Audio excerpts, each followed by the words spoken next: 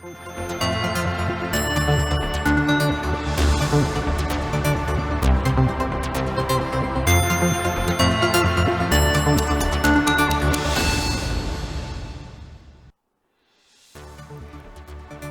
زينام حفشاوي هوسبيتال ماياني بسنك حجرة بجت تمالي أقلقلوت نمهاب تتقيم اللخيلون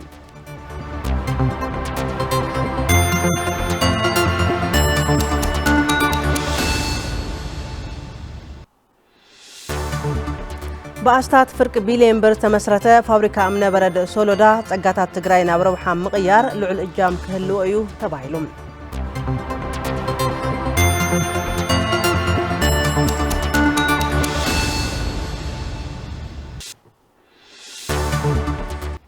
تعنا بالليل خبركم تملكت تلفزيون تقراي الساعة زحزنا يوم زيناتات حز جميرهم زينا بمسساي زايد تصفاي بمدايم ملكت قوانقوا دما على مصاي حقوس حبيرناكم كنطني حنا زيناتات زعلت بحصر تطبطباتينا كنجمرو ناي زعلت اقرابتنا لوام قبر كيدانيا نابلوم كسكركم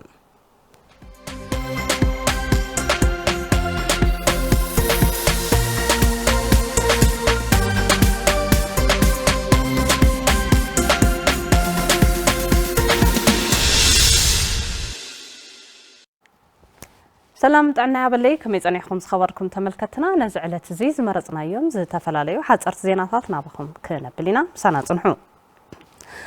محبر وردي تግራይ ንልዕሊ 2,000 መራሕቲ ስድራ ተጠቃሚ ዝገብር ልዕሊ 2.1 ሚልዮን ዩሮ በጀት ዝተመደበሉ ሓድሽ መርሃ ግብሪ ሕውየት ዕላው ገይራ محبر وردي تግራይ ካብ ኤጀንሲ ማሕበራዊ ልምዓት ጣልያንን ኦክስፋምን ብዝረኸበቱ ሓገዝ ኣብ 6 ወረዳታት ትግራይ ዝተግበር ሓድሽ መደብ ሕውየትን ተጻዋራይነትን ንምጅማር ምስ መዳርግቲ ኣካላትን ተጠቀምቲ ወረዳታትን ዕላው መኽፈት መድረኽ ኣሳሊጣላ እቲ ምስ ቢሮ ሕርሻ ዩኒቨርሲቲ መቐለ ማይክሮ ፋይናንስ ደደቢትን ካልኦት መድረክቲ በሓባር ዝስራሕ መርሃ ግብሪ ንወረዳታት ማይ ቅነጣል ቀይሕ ተኽሊ ሰሓርቲ ሳምረ ሓውዜንን ጽራእ ወንበርታን ተጠቀምቲ ከም ዝገብር تحبيرلو أمت نخار حرشان سنا مجاجوان مقولبات كتابة بخينا زتاسيا دكنستيون كمون مستقلات فاينانس حبير كاب مسرح مرجع عداقة مفتار تخرج جبريو كم حبرتها محبرة وردي تقرأ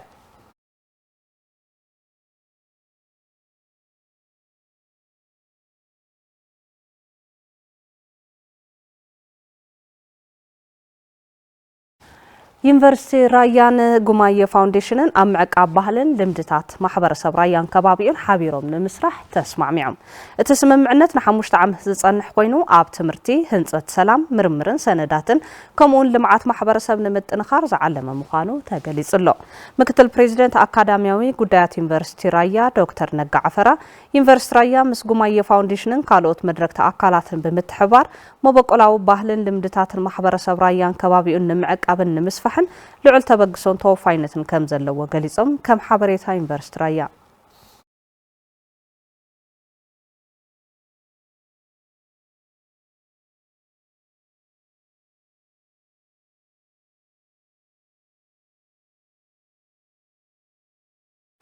حصرت زيناتات ساعات زازيمنا لوام قبر كدان مساخم صنيحه زيناتات تلفزيون تግራይ حزب كقصلي امسانات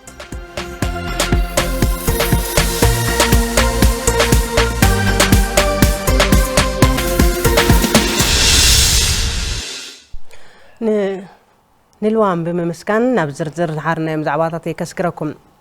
بمسرت تقمت ممزني كما لا زي خالا بسرعن زي سرعن فقار كيد ممهار مستمهار توهابن لعلي 50 كلجات كم زاقده بيرو تكنيك مويان سرح عدل فتران تግራይ افليتم مراو تسباي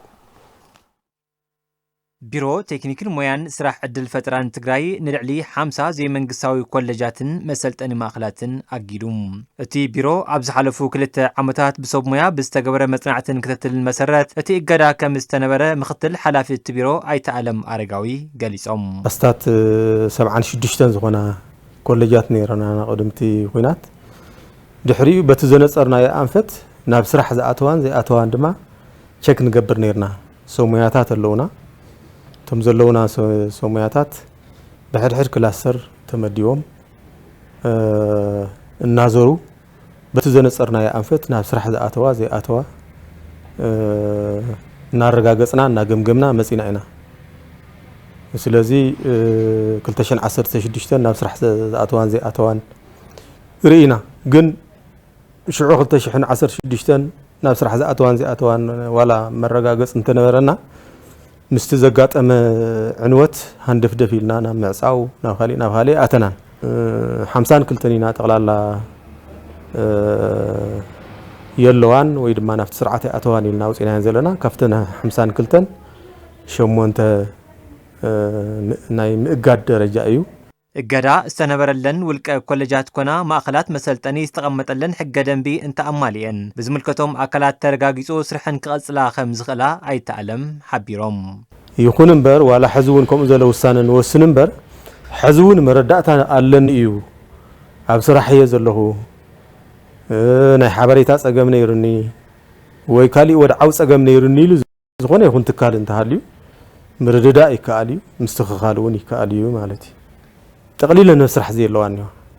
تقليلا هاسسي الكون زي ركا زتسأنا إني هوا مالتي بسرعة انتهي وصلنا مجمريا لطفنايو أو استفلالي محورة وميديا لطفنايو استوصنا كليات تقاقيهم يهم مردات عنينا أيو توساخي نفتو حدش سرعة تمرتي وين حدش سلطنا فقدنا زي محدثنا وناي وعنا جيجا ايو ريبورتنا واخم زي مقراونا ون جيجا ايو ناوزوا نقرب نيرنا ناولا نقرب نيرنا إلن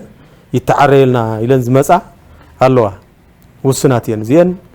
كم عراري لن غيرنا هنا ኣብ ዘበነ ትምህርቲ 2018 ዓመተ ምህረት ልዕሊ 30,000 ተምሃሮ ብመደበኛ ንልዕሊ 200,000 ሓጸርቲ ስልጠናታት ንምሃብ ኣብ ምንቅስቓስ ከም ዝርከብን መብዛሕትአን ናይ መንግስትን ገበርቲ ሰናይ ኮሌጃትን ኣብ ምምዝጋብ ከም ዝርከባ ኣይተኣለም ኣረጋዊ ኣብሪሆም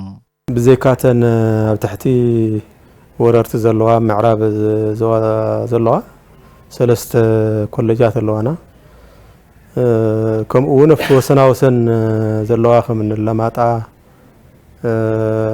إيروب دوهان زياتنون بمولع عقمن يسرح الله الكاي توسدن تعنوت أو كل زلوا أنا ونزلوا كم زلوا وسيركا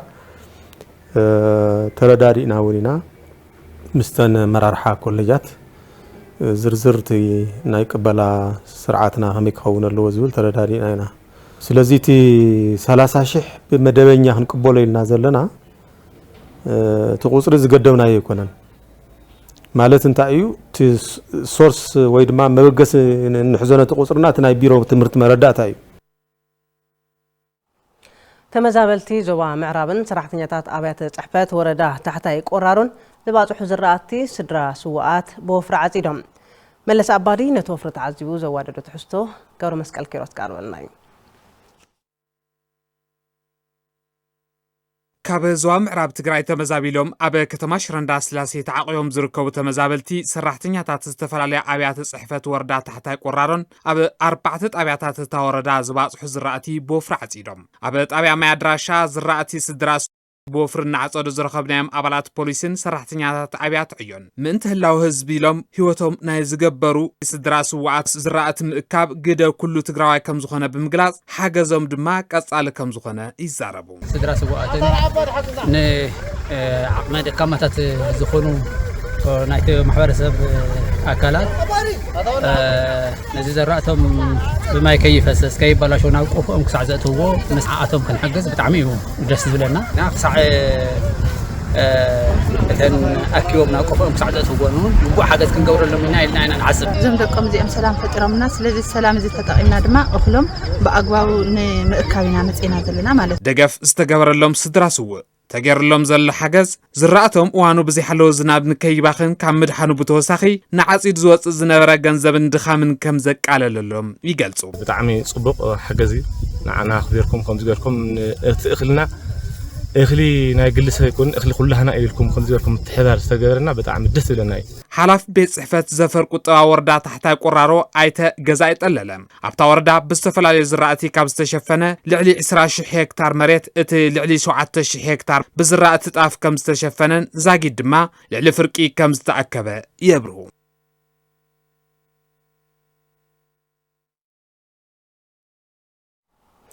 بسانكي حصرت بجت تمالي اغلغلوت نمهابي صقم كم زلو حفشاو هوسبيتال مياني شرارو غليتوم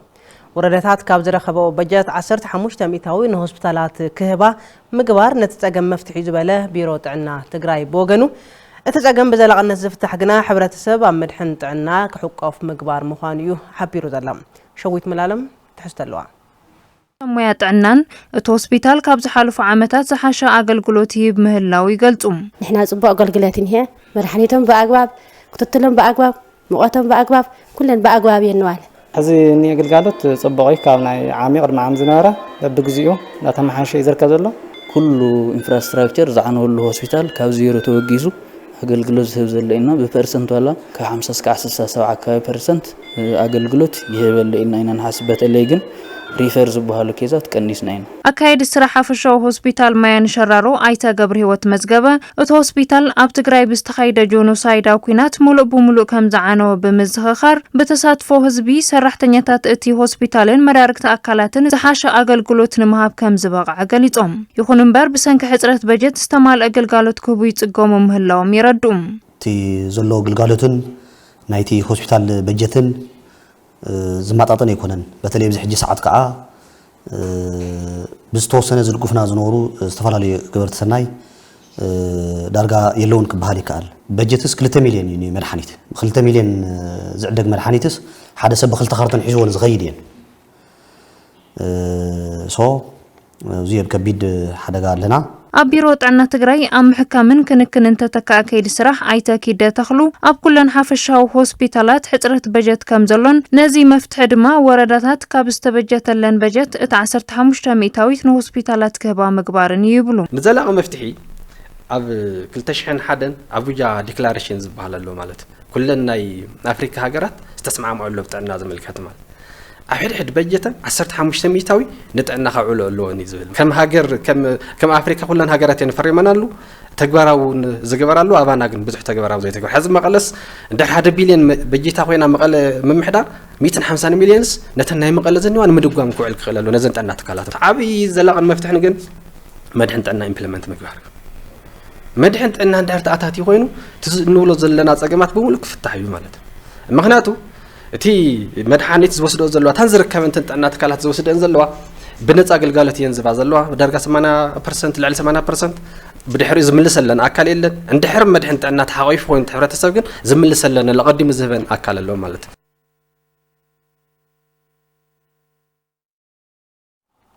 بيت صحفت دغم هنصتن حويتن تግራይ بالعلي 4 مليون بر زتعدغه ناوت تمرتي نسلسته ابات تمرتي وردا زانا اكفافيلهم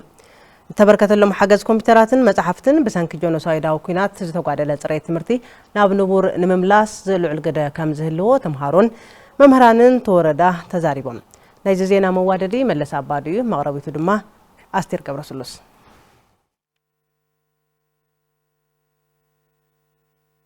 ቤት ጽሕፈት ዳግመ ህንጸትን ሕወይትን ትግራይ ካብ ባንክ ዓለም ብዝረኽቦ ሓገዝ ኣብ ወረዳ ዛና ንዝርከባም ብጂኖሳይዳዊ ኩናት ውሽጣዊ ንብረተን ዝተጓሕላ 3 ኣብያተ ትምህርቲ ደገፍ ናውቲ ዝተበርከተለን እንትኸውን ተረኺቡ ዘሎ ደገፍ ጽፈት ትምህርቲ ንምርግጋጽ ሓጋዝ ተራ ኣለዎም ይብሉም ተምሃሮን መምህራንን ተምሃርና ኣብ ክላስ ኮይኖም ዓርሶም ክኢሎም ዘይ ትራንስፖርት ክፍተኑ ሕና እውን ሓገዝ ኮይና ከሰርሕና ንዓስብ ሓገዝ ዝሃበና ብጣዕሚ ይቐኒልና ባርቲና ግን بالدرجة وردا دما مبراتي قطيلو حاجز نغبرلنا يلون تغوراو خوينو كفتونو إنا دلاو نحنا كون نقص على يزلو ماتريك تفتن سلازخنا تم كمبيوترات زين بدنبل لبنا نصنح التحباري داغم حويتن هنصتن تግራይ ወረዳ ዛናም ኣይተከሰተ ዕقባይ እቲ ሓገዝ ብልዕሊ 4.2 ሚልዮን ብር ዋጋ ዘለዎም ንሰለስተ ካልኣይ ብርኪ ኣብያተ ትምህርቲ ዝውዕሉ ናውቲ ምዃኖም ይዛረቡ ንሰለስቲአን ካልኣይ ብርኪ 105 كمبيوترات نخلت خالق بركي سكان برينت كم أون فوتوكوبي زجرا كلتا زمانه ماشينات 3 فنتيلاتر سلستين خالق بركي حدا مالتي كالوت ناي إلكترونيكس صقحب بتوسخي تمهراي كهز أنه تحزو بقى سنة عمره كحزن أبتمرت زلوا أفكرت عبي كاب قدامك سعر عيك فلي شحن كلتا 200 هيس أو تمسحفتي ويمستربوكس نقوله ذات على درخكبي أمحراري وردا زانا أيت مولات حدقو اتتكال بسنكي وررتي استقاطلان استغوحلان بكمبيوتراتن مصحفتن نمتكا نزغبرو حجز يمسغنوم بصح عنوات نمدباس مقصقاس جميرنا كسع حزي بمويኦም بغلوتهم أوز بروجكت زيو استساتفو بشوم هزمن بمحدار وردنا زانا زلعله مسغانا ኣለና ቤት ጽሕፈት ዳግመ ህንጸትን ሕይወትን ትግራይ ካብ ለገስ ትካላት ብዝረኸቦ ዘሎ ደገፍ ኣፍታ ወረዳ ዓኔንን ውሽጣው ንብረተን ተጓሒለንን ዝነበራም ኣብያተ ትምህርቲ ዳግም ኣገልግሎት ንኸባም ጻዕሪ ገብር ምህላው ተሓቢሩ ገረዓልታ ሎጅ ብልዕሊ 150 ሚልዮን ብር ዳግም ተሃኒጹ ናብ ስራሕ ከም ዝኣተወ ተገሊጹ እትሎጅ በሰንኪ ጆኖሳይዳው ኩናት ዕንወት 200 ሚልዮን ብር አጋጢሞ መንባሩን ዝዝከር እዩ ተስፋይ ታደሰ እዩ ነዚ ጉዳይ አዋዲድልና ዘሎ ካብ መጋብት 1999 ዓመተ ምህረት ጀሚሩ ናብ ስራሕ ዝኣተወ ሎጅ ገረዓልታ ኣብ ዓውዲ ቱሪዝም ትግራይ ናይ ባዕሉ ግደ ነይሩዎም በጽሕቲ ዓዲ ጻንሕት ግዜኦም ኣብ ምንዋሕ ግደ ዝነበሮ ትሎጅ ኣብ 2013 ዓመተ ምህረት ብልፍንታውያን ጸላእቲ ዕንወት በጽሕዎም ኣስታት 200 ሚልዮን ብር ዝግመት ክሳራ ዘጋጠሞ እንትኸውን ካብ ቁሳውን ንዋታውን ጉዳት ብተወሳኺ ሰራሕተኛታት እትሎጅ ንማሕበር ኢኮኖሚያዊ ጸገማት ተቃሊዖም ጸኒሖም ድሕሪ ውዕሊ ሰላም ፕሪቶሪያ ዳግምና ምሕዳስ ዝኣተወ ሎጅ ገረዓልታ ተሓዲሱ ብምሉእ ናብ ስራሓት ይሎም በዚ ድማ ሰራሕተኛ ተትሎጅ ሕጉሳት መኻነም ይዛረቡ احنا وين ተጎሳቂልና ኢና ነርና ብሰንክድ ይኹናት ተጎሳቂልና ህዝም ና ህድሳት ኣትዩ አንሕና ውን ናይ ስራሕ ዕድልና ፈጢርና ኣለና ደቅና ንዕብለና ዘለና ሩማት እስካብ 6 ሩማት ኣለዋና እስካብ 50 ምናምን ሰው ሓደ ለይቲ ክንሕድር ንኽእና ትግራይ ኣብ ሬድ ዞንና ሓደ የሎ ዞን ኣለና እዚ ናብ ግሪን ዞን ዝኸለሉ መንገዲ ክስራሕ ኣሎ ዲፕሎማሲ ኮን ይኽእል በኻሊ ኮን ይኽእል ኻይነና በኢንቨስትመንት ቢሮ እንደገና ከምዞ ፕሮጀክታት ክተዋውዑ ግበረሎ እትሎጅ ዳግም ተሃኒጹ ናብ ስራሕ ምእታው በጻሕቲ ዓዲ በቀረባ ጸጋታት መስሕብ ቱሪዝም ትካዊ ምቹ ምዕረፍ ረኺቦም ንክሪኡ ዕድል ዝፈጠረ ኮይኑ ሃወጽቲ ውሽጢ ዓድን ወጻእን ኣብ ትሎጅ ግቡእ ኣገልግሎት ይረኽቡ ከም ዘለዉ ይገልጹ Originally from Germany ካብ ጀርመኒ የመጽ ንመጀመርታ እየ ናብ ትግራይ መጽ ኣብ ጻሕንሒቴ ናብ ትጓወው እንደየበ ነይረ ሰላማዊ ምንቅስቓስ እዩ ዘሎ come to Ethiopia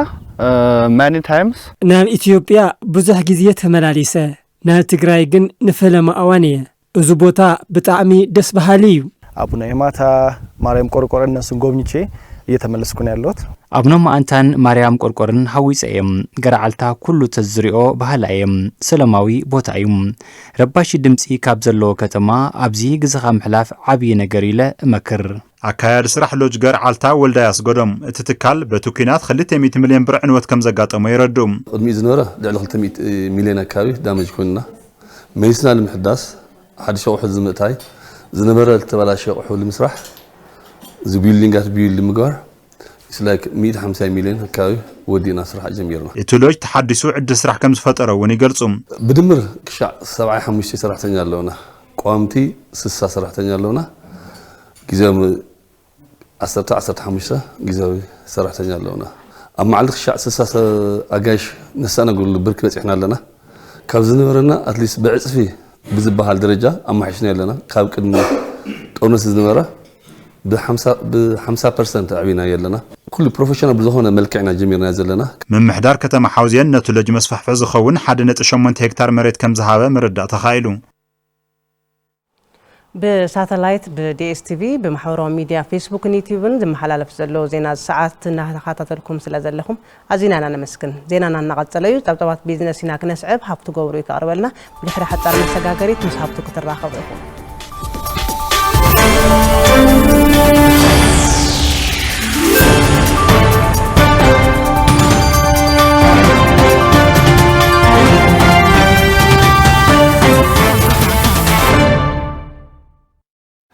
يمسجن زايد سلام طعنا هاولي زخوركم تملكتنا نزعلت زي زحرنا يوم زيناتات بيزنس حيزا غريبة لخون مكتتالكم عديمة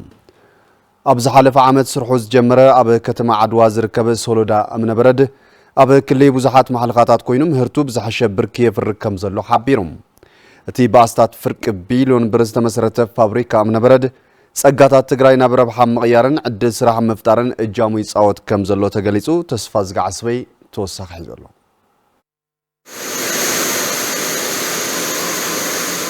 أب زحلف عامد كلتشن 17 عام تمرت باستات فرق بيلين بر كابيتالست مسرته أب كتما عاد وازركب فابريكا أمن برد سلودا سقاطات تقراي نبرة بحام وعلن عدل سراح مفتارن يبعلو قديت صوت كم زلو أكايد سراحة فابريكا أيت التصفاي قبر هيوت سيقلزو كابيتال نايت بروجكت توتال كوستو مسكواري ناور 480 مليون يو عزي سالساي فيز يو حدش نورات متيزني سلسته شفتي يسرح بقامي 250 أكابي له بزي ليبر زم معلتاوي زلعلو ዝጽዕኑ ዘውሩ ቶታሊ ዳ 150 አካባቢ ሰበለና በሰለስቱ ሽፍቲ ማለት ናይ መጀመሪያ ማሽንም ጤና ያዝነበርና በሳይዙ ንስ በላይ ነይሩ ተሕዝ መጽዩ ዝነያ ከዓ ናቱ ክልተ ዕጽፍ ከምርት ዝኽእል ማሽን ይመጽዩ ዘሎ እቲ ፋብሪካ ስራሕ ምጅማሩ መነባብሮኦም ክመርሑን ስድሮኦም ክጥውሩን ካብ ምሕጋዝ ብተወሳኺ ምስ ቴክኖሎጂ ክላሉይን ፍልጠትን ክእለትን ከዓብዩን ከም ዝሓገዞም ሰራሕተኛታት እቲ ፋብሪካ ይዛረቡ ጽቡቕ ለውጡ ጽቡቕ ትምህርቲ ንቐስመሉ እዩ ያው እናሰፍሓ እንተ ዝኸድ ሓገዝቱ እውን ይመጽኡ እዮም ላዕለዎት ሰሙያ ያው ዘይትፈልጦ ዝነበርካ እውን ካብቶም ሙያ እናተምሃርካ እዩ ያው ተልማሽን ኦፕሬተር ምግባር ግን ምንም ዘሽግር ነገር የለን ማለት እዚ ስራሕ እዚ ንምፍጣሩ ብጣዕሚ ጽቡቕ ስራሕ ይሰርሕ ኣለኹ ኣብ ጽቡቕ ደረጃ ኣለኹ ያው መናውረይ ጽቡቕ መናውረይ ይመራ ኣለኹ መንእሰይ ናብ ስደት ናብ ዘይተደለየ ካልእ ኸርተት ናብ መስተ ናብ ካልእ ዝኣቱ ዘሎ ፋብሪካታት ዋሕዲ ከምዚአን ፋብሪካ ዘይምህላው ዋላት ግዚያዊ መንግስቱን ከምዚአን ዘለዋ ትካላት ብደንብ ትኩረት ይወን ንኽሰርሓ ንኽንቀሳቐሳ ተዝሕግዝ ብጣዕሚ ሓሪፍ እዩ ማለት እዩ ፋብሪካ እምነ በረድ ሳባ ብዙሕ ሓገዝ ከም ዝገበረሎም ዝሕብሩ ኣይተ ተስፋይ እዚ ስዒቡ ድማ ናብ ቻይናን ካናዳን ሰደድ ንምግባር ጅማሮታት ከም ዘለው ይገልጹ ዘለዎ ማን ደረጃኦም ካብ ደገ ካብ ዝመጹ ብጣዕሚ ዝሓሸ ናይ ተፈጥሮ ጸጋ ኣለና ተፈጥሮ ጸጋ ምጥቃምን ኤክስፖርት ከመይ ይግበርን ግን ኣጋጣሚ ንሕና ልምዲ ይብልናን ግን ልምዲ ካብ ሳባ ሼር ንገብር ኣለና ቅድሚ ሕዚ ቅድሚ ጦርነት ዝነበረ ኩነታት ከመይ ኤክስፖርት ገይሮም እንታይ ዓይነት ልምዲ ነይሮም ዝብል ድጋፍ ይገብሩልና ኣለው ሳምፕል እውን ርኢኽና ኣለና ናብ ቻይና እና ናብ ካናዳ ዝወሰዱ ሰባት ኣለው ብእምነ ደረጃ ከምዚ ኣነ እኳ ካብ ዝፈልጦ ናብ 9 ከባቢ ንበፅሕ ኣለና ተመሳሳሊ ዝኾነ ፕሮጀክት ብዙሕ ሰብ ተረዲኡ ጥቕሚ ከም ዘለዎ ከሻግረና ከም ዝኽእል እውን ተረዲኡ ብዙሕ ሰብ ይኣቱ ስለ ዘሎ ናፈለጥናዮ ኢና ውፅኢቱ ኢለ ይሓስብ ኢንቨስትመንት ትግራይ ንኽዓቢ ኩሉ ዝምልከቶ ኣካል ብናተይነት ስምዒት ክሰርሕ ይግባእ ዝብሉ ኣይተ ተስፋይ ሰብ ሃፍቲ እውን መዋእለ ንዋዮም ኣብ ዓዶም ከፍስሱ ፃውዒት ኣቕሪቦም ንማእኸል ሃገር ኢና ንፅዕኒ ዘለና ጽቡቕ ዕዳጋ እዩ ዘለዎ ጽቡቕ ጠለብ እዩ ዘሎ ናይ ኣቕርቦት ፀገም ከም ዝበልኩኻ ሕዚ ናይ ትራንስፖርት ፀገም ኣሎ ምስ ነዳጅ ተተሓሒዙ ምስ መንገዲ ምዕፃው ቆምታት ስለ ዘለዉ እሳቶም ተተፈቲሖም ዝሓሸ ዕዳጋ ክህልዎ ኢልና ኢና ኣቲናዮ ዝሓሸ እውን እዩ ካብ ካሊእ ክንጅምር ከለና ብዙሕ ነገራት ነይሩ ግን ሓሊፍናዮስ ናይ መጀመርያ ፌዝ ምርቲ ጀሚርናስ ካልኣይ ፌዝ ማሽን ነምፅእ ኣለና ሳልሳይ ፌዝ ከዓ ናብ ኳሪ ክንከይድ ንሓዙ ዘን እዚ ኩሉ ክትሪኦ ከለኻ ዘይሕለፍ ነገር ስለ ዘየለ ደፊሮም ሰብ ሃፍቶ ዓዶም ኢንቨስት ክገብሩና እቲ ቻሌንጅ ክዋፅኡ ክዳፍኡ ክኽእሉ ኣለዎም ኢለ እየ ዝሓስብ ብልዕሊ 120 ሚሊዮን ብር ዝህነፅ ዘሎ ፋብሪካ ፎም ካብ ቻይና ብዘምፅኦም ዘመናዊ ማሽናት ስራሕ ንምጅማር ዘኽእል ምድላዊ ውግን ከም ዘሎ ኮሚሽን ኢንቨስትመንት ትግራይ ኣፍሊጡ እቲ ብበዓል ሃፍቲ ኣይተ ኣማኑኤል ገብረ ትንሳኤ ዝህነፅ ዘሎ ፋብሪካ መሬት ከይተፀበኻ ኣብ ክራይ ቦታ ኢንቨስት ምግባር ከም ዝከኣል ዘርኣይ ምዃኑ ዝገለፀት ኮሚሽን እዚ ፕሮጀክት ድሕሪ ወርሒ ናብ ምህርቲ ምፍራይ ከኣቱ ምዃኑ ሓቢሩ እቲ ትካል ብሙሉእ ዓቕሙ ናብ ስራሕ እንተኣቱ ድማ ብቋሚ ን70 ብጊዜያዊ ድማ ን30 ወገናት ስራሕ ዕድል ከም ዝፈጥር በዓል ዋና ትካል ኣይተ ኣማኑኤል ገብረ ትንሳኤ ኣብቲ ትካል ዑደት ንዘሳለጡ ኣባላት ማናጅመንት ኮሚሽን ኢንቨስትመንት ምግላጾም ካብቲ ኮሚሽን ዝረኸብናዮ ሓበሬታ የመላኽት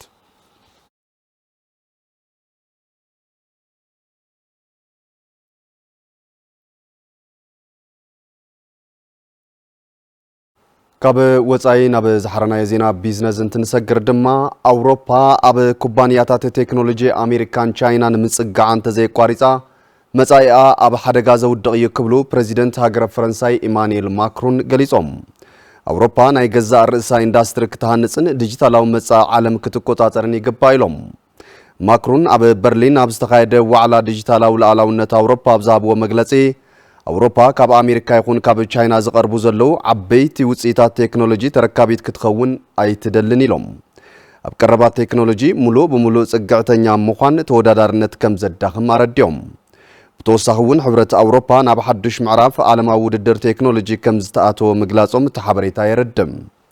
እቶም ፕሬዚደንት ትካላት ኣውሮፓ መሪሕነት ቴክኖሎጂ ኣብ ኢደን ክጭብጣ ክንሰርሕ ይግባእ እውን ኢሎም ኩባንያታት ኣውሮፓ ዓለም ናበይ ኣንፈት ትኸይድ ከም ዘላ ክርድኡ ከም ዘለዎም ሓቢሮም ክብል ፍራንስ 24 ጸብጺብ ኣሎ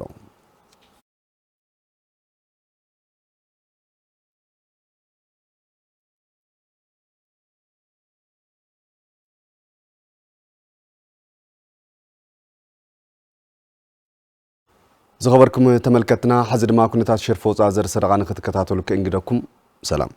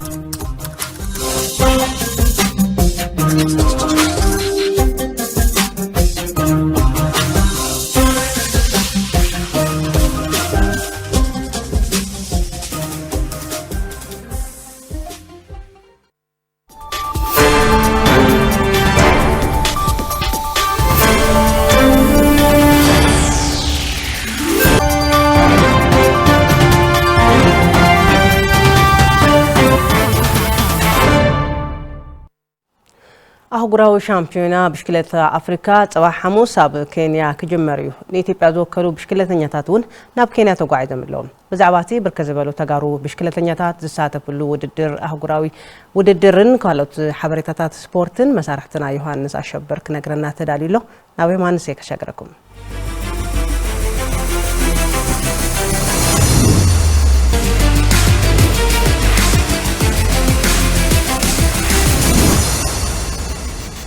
سلام كما وعلكم زيناتات سبورت تلفزيون تግራይ ዚ ሰዓት ብሓፀርትን ዝርዝርን ሒዝናልኩም ቀሪብና ለና መከታልኩም ዓዲምና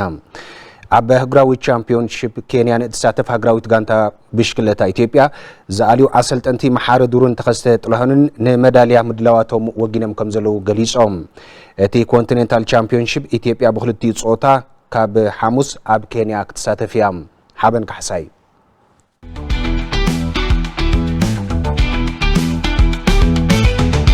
ካብ ሕዳር 11 ክሳብ 14 2018 ዓ.ም ኣብ ኬንያ ኣብ ዝካየድ ሻምፒዮና ብሽክሌታ አፍሪካ ኢትዮጵያ ዝውክሉ ብሽክሌተኛታት ኣብ ከተማ መቐለ ዘይተማልአ ምድላው ክገብሩ ጸኒሖም እዮም እቶም ኣባላት ውጽኢት ኣብ ዘመዝግብሎም ዕላማ ገይሮም ከም ዝሰርሑ ኣሰልጣን ደቂ ተባዕትዮ ሃገራዊት ጋንታ ብሽክሌታ ኢትዮጵያ መሓረ ዱሪ ገሊጾም ያው ኢትዮጵያ ብሔራዊ ቡድን ብሽክሌታ ሳይት ኣብ ሩዋንዳ ዝግበር ፍላይ ኣብ ካዋለ ዝግበር ከባቢ ሞምባሳ ማለት አው ዝግበር የአፍሪካ ሻምፒዮን አለው አፍሪካ ሻምፒዮን ድማ ከም ብሔራዊ ቡድን ኣብ ዝግጅትና ንገብራለና ኢና በተወሰነ መልኩ ስለዚህ አልፍልጅና ብሎለናና ዝግጅትናውን በኤሊት ቢጂነር በአንደር 23 በሁለቱ ጾታ ማለት ዝግጅት ገርናለና ኢና ስለዚህ ዝግጅት ዝሙን አፍቲ ሪዛልት ነምጻሉ መንገድ ንምጻዓሪቲ ዋና ታርጌት ላይ ያለና ስለዚህ አው ማዳሊያ ከነምጽና ይልና ስለንሰራለና በዝግጅቱን እንሰራለን አይና ማለት አስረት ምድላው ግዘን መውሐድ ቁጥር ተሳተፍቲ ተቀዳደምት ብሽክሌታን ቀንድ ጸገም ይዝበለ አሰልጣን ደቃንስዮ ታግራዊት ጋንታ ተኸስተጥላሁን አብዝ ሳተፍሎም ውድድራት ሜዳሊያታት ከም ዘምጹ ግና ያአምን ማለት ወርቅ ነምጽና ይልና ለሐሰዋለ ጽቡቅ ሪዛልት ነምጽና ብዙሕ ዝሳኻፍ ነገር ይውልና ተወርቁን ነው ሚድናይና ያው ወርቅ ነምጽና ነምጽሉ ወርቂ ውስን ኢቨንት ኾን ይኸልዩ مست زلو حسرتنا مدلاونا ناي سكواد مصباب مالتي تتواهونا للحزي توم 4 ودات إليت حزي نس 10 تخلت سبني حدا هاغراو غانتا ام كساتفو مالتي سلازي بعد تصعنون يو مالتينا ኣብ ሩዋንዳ ኣብ ዝተሳለጠ ሻምፒዮና ብሉጽ ውጽኢት ዘመዝገቡ ጉጅለሉኽ ኣፍልጦን መበረታትዕ ናይ ተገብረን ዝበለ ኣሰልጣን ተኸስተም እዚ ከይጸለዎም ኣብ ኬንያ ዝበለጸ ውጽኢት ንምዝጋብ ትልሞም ምዃኑ የብረር እቲ ናይ ዓለም ሻምፒዮና ያው ጽቡቕ ውጽኢት ተመዝጊቡ እንዲ ግን ንዕኡ ነቲ ተመዝገበ ውጽኢት ዝኸውን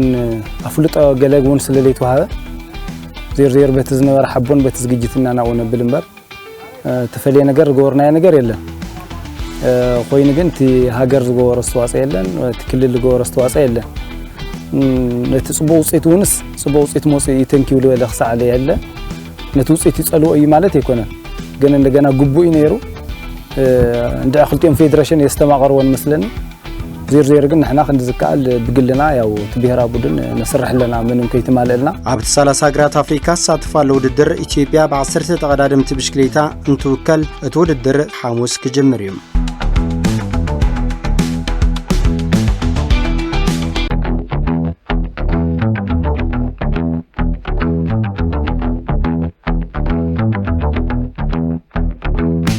اسمي راهي تمني بحال تودادرت بسكليتير كامسفن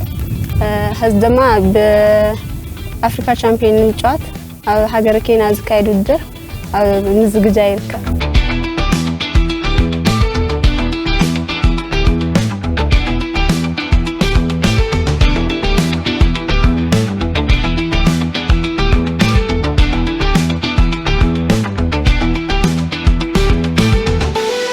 اسمي سنة ግርማ ይባል ተወዳዳሪት ብሽክሌታ ከመስፈን ብረታበት እንጅረንግየ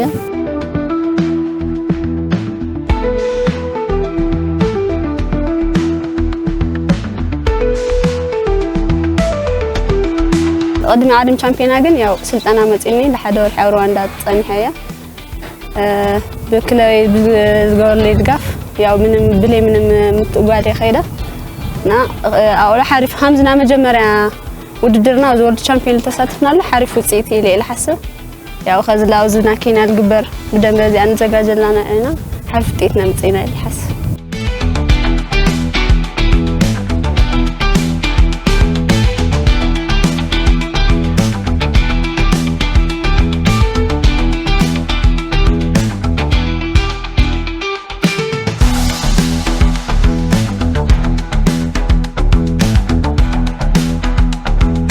نا مجمرة ينيرون همزنا مجمرة حرفيو بسرور لبطا قال همز تغير لي فلت وصيتي مصينا زنا رواندا او بتاع حرف وصيتيو ያው በወልቀይላ همزنا مجمرة مخانو حرف تساتفي از ያው ازي አድحنا نسرح لناينا ያው ካዝና رواندا نرس لحشه وصيتنا مصينا يدي الحس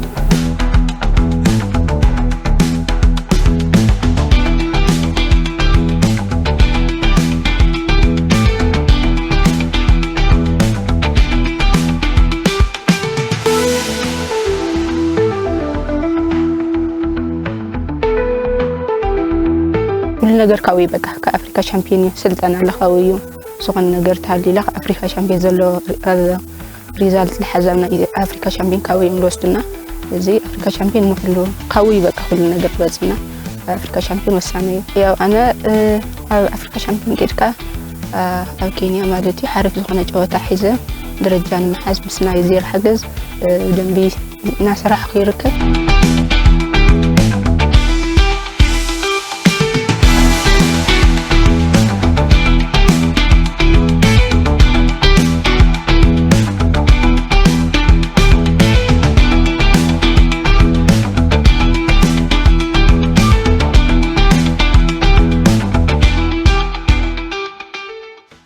ሻድሻይ ሶምን ይረግጽ ኣብ ዘሎ ጾታት ፕሪሚየር ሊግ ኢትዮጵያ ጽባሕ ሓሙስ ክጅመርዮም እስራ ጋንታት ኣብ ሐዋሳና አዲስ አበባ ጾታ ከም ዘለዋ ይፍለጥ ፕሪሚየር ሊግ ኢትዮጵያ ዛዕመት ሓሙስ ሲዳማ ቡና ምስ መቀለ 70 እንደርታ ሰዓት 9 ኣብ አዲስ አበባ ነገሌ አርሲ ምስ አዳማ ከተማ ሰዓት 10 ኣብ ሐዋሳ ክገጥማየን ዓርብ ዝቕጽል ጾታ ወልዋሎ ዩኒቨርሲቲ ዓድግራት ምስ ሐዋሳ ኢትዮጵያ ንግድ ባንክ ምስ ወላይታ ዲቻ ኣብ አዲስ አበባ ኢትዮጵያ ቡና ምስ መድን ቅዱስ ጊዮርጊስ ምስ ሃዲያ ሆሳዕና ይህልወን مدرجنات شيره مسمچال على تقدام ساعه 7 ኣብ አዲስ አበባ ሲዳማ ቡናን ቅዱስ ጊዮርጊስን በማዕረ 12 ነጥቢ ቀዳማይን ካላይን መቻልን ኢትዮ ኤሌክትሪክን በ11 ነጥቢ ክሳብ 4 ደረጃ መድረገነት ሽረ 5 ነጥቢ መቀለ 70 እንደርታ 2 ወልዋሎ ዩኒቨርሲቲ ዓድግራት 1 ነጥቢ ሒዘን ኣለዋ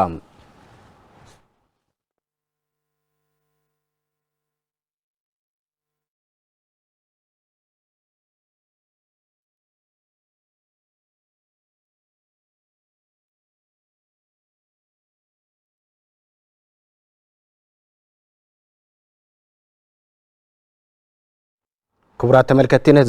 ነሳዕ ዝበልናዮም ስፖርታዊ ጸብጻባት ተዛዚምና ስለምክታልኩም አመስግና ሰላም